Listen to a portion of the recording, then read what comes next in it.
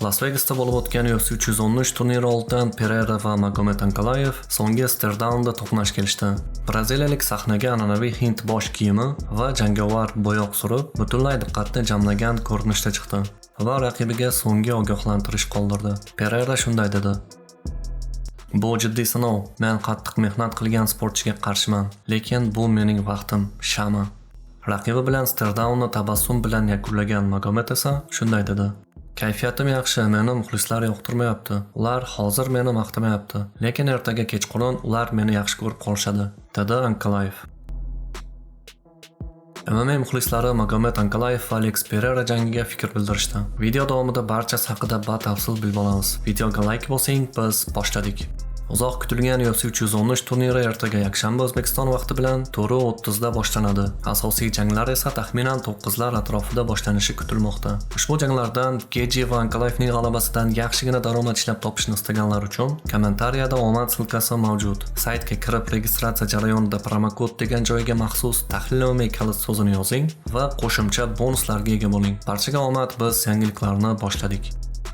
Muxlislar va ekspertlarning mutlaq ko'pchiligi Ankalaevni Alexga asosiy tahdid deb bilishlariga qaramay, Volkanovski Pereira chempionlikni himoya qila oladi deb hisoblamoqda. Uning gaplari: "U juda xavfli, chunki u doimiy ravishda bosim o'tkazadi va hujumlar tashkil etishda juda yaxshi va qarshi hujumda ajoyib darajada yaxshi. Ankalaevga stand-upda u bilan raqobat qilish juda qiyin. U jangni to'xtatib qo'yishni xohlaydi. Ankalaev jangni erta to'xtatishni xohlaydi. Pereira oyoqlarini shikastlaydimi? U buni uddalay oladimi? Menimcha ha.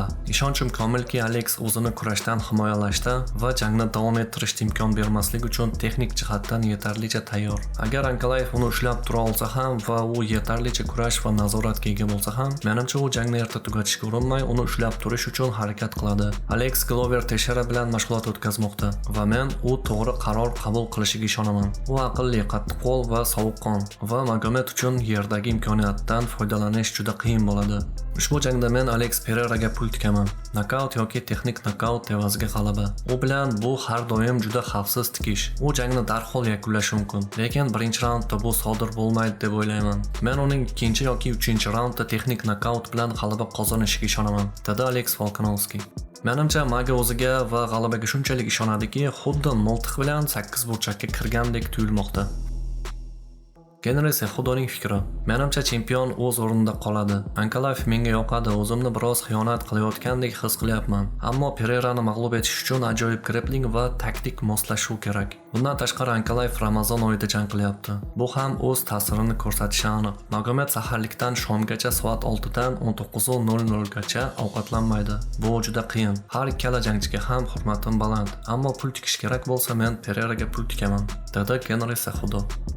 Javier Mendesning fikri: "Alex doimo o'sib boradi, tinmay sparring qiladi, hech qachon dam olmaydi. Albatta uning kurash Ankalaevning darajasiga yaqin ham emas. Agar jang parterga o'tsa, Alex imkon qadar tezroq oyoqqa turishga harakat qilish kerak. Ankalaev esa takedown qilishga intilishi lozim. Chunki qanchalik uzoq vaqt Pereira bilan tik turgan holda jang qilsang, shuncha yomon bo'lishi aniq. Bu yerda Magomedning eng katta ustunligi uning kurashi. Ammo u tik turgan holda ham jang qilishi mumkin. Bilmayman, u bunga qodir, lekin buni qiladimi yoki yo'qmi bilmayman", dedi Javier Mendes. Ushbu jangda kim g'alaba qozonishi mumkin, Pereira yoki Ankalaev? Fikrlaringizni kommentariyada kutaman. BMF kamari sohibi Max Holloway, Justin Gaethje va Rafael Fiziev o'rtasidagi bo'lajak jangda kim g'alaba qozonishini aniq bilyapti. Uning gaplari: "Bizni haqiqiy tomosha kutmoqda. Gaethje jangga outsider sifatida chiqmoqda, lekin men uchun bu juda oson tanlov. Aynan Gaethjega pul tikish kerak. Ayniqsa u bilan so'nggi jangim qanday tugaganini hisobga olsak, u o'sha mag'lubiyatni qandaydir ulkan narsa bilan yuvishni istamoqda.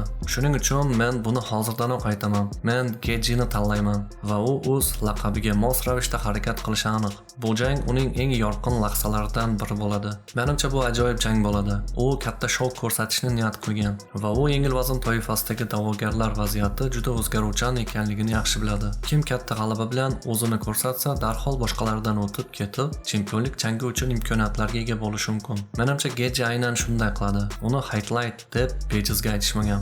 Va agar shunday bo'lsa, Fiziev bu jang uchun mukammal raqib. Chunki Fiziev hamisha haqiqiy jang ko'rsatish uchun oktagonga chiqadi", dedi Max Holloway.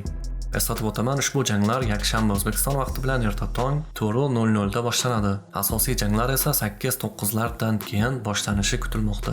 Janglarni jonli efirda ekraningizda ko'rib turgan Telegram kanalimizda efirga uzatamiz. Telegram kanal manzili video opisaniyasi va kommentariyasida bo'ladi.